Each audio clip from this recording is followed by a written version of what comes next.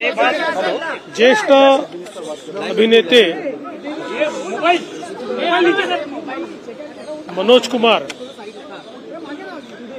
यांचं दुःखद निधन झालं, त्याबद्दल मी शोक संवेदना व्यक्त करतो, त्यांना श्रद्धांजली देतो।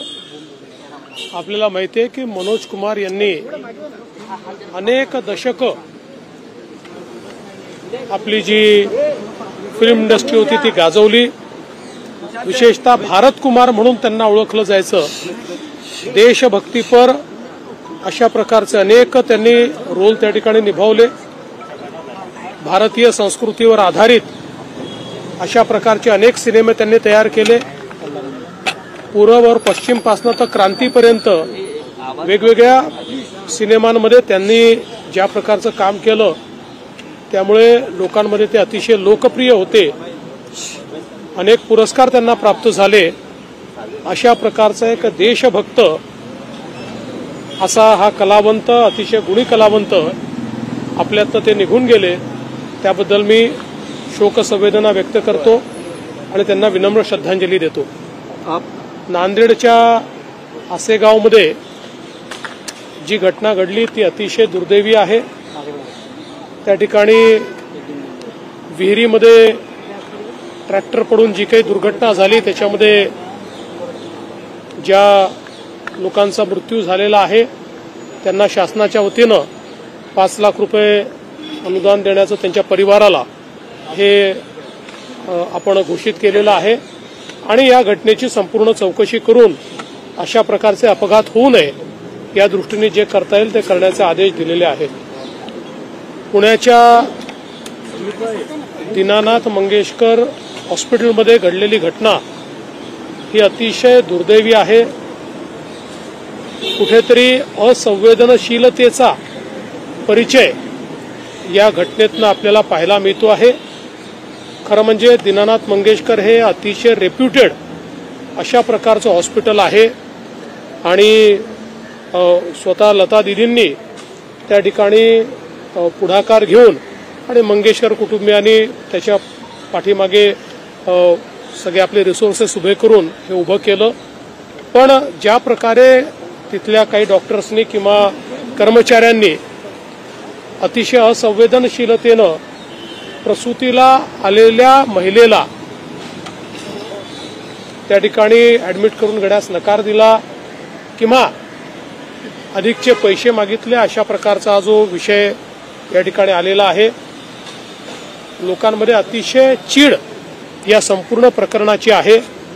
विशेषतः धर्मदाय रुग्णालयांनी आपली भूमिका योग्य प्रकारे निभावली पाहिजे अशा प्रकारची आपली सर्वांचीच अपेक्षा आहे आणि म्हणूनच या संदर्भात मी एक हाय लेवल कमिटी तयार केलेली आहे जी या घटनेचा तर त्या ठिकाणी तपास करेलच, पण त्यासोबत अशा घटना होऊ नये म्हणून धर्मदाय रुग्णालयांवर कशा प्रकारे आपल्याला नियंत्रण करता येईल आणि विशेषतः मेडिकल एथिक्स हा एक महत्त्वाचा विषय आहे की अशा प्रकरणी पैशाची चिंता न करता त्यांना ऍडमिट करून घेणं हे गरजेचं होतं।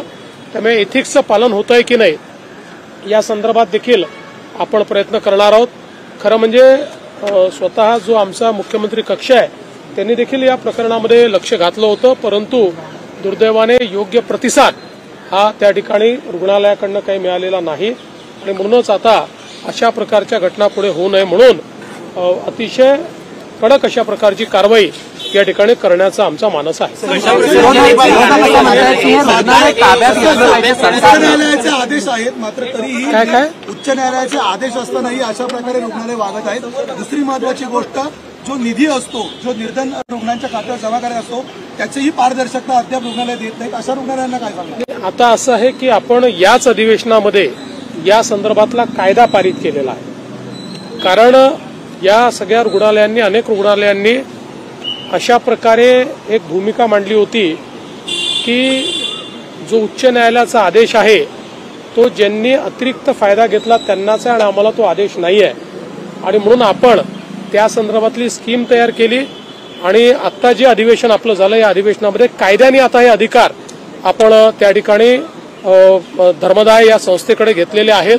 धर्मदाय ही संस्था इंडिपेंडेंटली चालते, पण त्याच्यामध्ये काही ना काही नियंत्रण हे राज्याच्या लॉ अँड ज्युडिशरी विभागाचं आहे. त्यामुळे त्या लॉ अँड ज्युडिशरी विभागाच्या माध्यमातून अशा सगळ्या हॉस्पिटलवर हे एन्फोर्स करण्याच्या दृष्टीनं आपला प्रयत्न आहे. मध्यंतरीच्या काळात आम्ही धर्मदायाची एक प्लॅटफॉर्म देखील या धर्मदाय रुग्णालयांचा तयार केलेला आहे की ज्याच्यावर ट्रान्सपरंटली यांनी किती पैसे खर्च करणं गरजेचं होतं, किती केलं आहे, अशा सगळ्या गोष्टी त्या ठिकाणी नमूद असतील आणि त्या संदर्भात पूर्णपणे त्यांच्यावर अशा ज्या काही त्यांच्या जबाबदाऱ्या आहेत त्याच्यावर नियंत्रण ठेवण्याचं काम हे करण्याचा प्रयत्न आमचा असणार.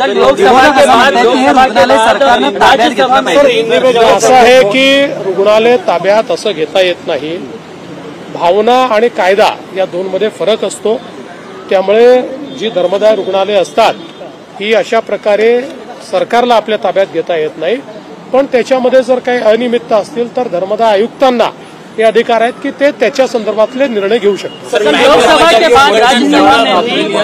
बँक कर्मचारी संघटनांकडून आपल्याला पत्र लिहिलं मागणी केली आहे की कुठेतरी सुरक्षा. मी पुन्हा एकदा सांगतो, महाराष्ट्रामध्ये मराठीचा आग्रह करणं हे चुकीचं नाही.